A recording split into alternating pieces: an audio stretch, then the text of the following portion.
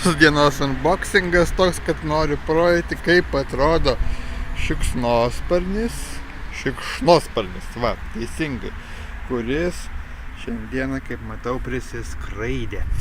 Jisai dar gyvas. O kas išgelbės jį? Fondas. Fondas? Koks fondas išgelbės? Šikšnosparnio? Bet jis tikrai koksai fainas. Taip, žinduolis gražus, į mus panašus. Aha. Reikia jam dėžutės. Va, pabandysim paskambinti kažkokį tai fondą, kuris išgelbė šitą šikšnosparnį, jisai juda. Šikšnosparnis visas šlapias. Nu, turbūt skrido ir trenkėsi į langą va šitą va. Ir apsvaigęs nukrito. Tai atnešim dėžutę ir pabandysim išgelbėti, va bus gelbimo operacija.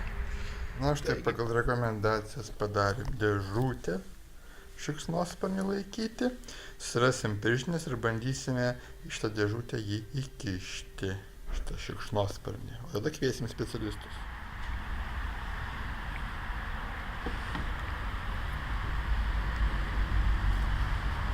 Vandenukas atsigert.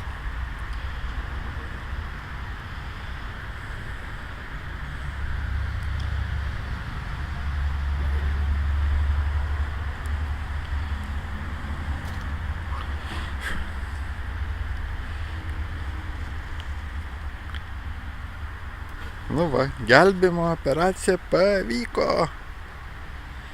Čia unboxingas gavosi.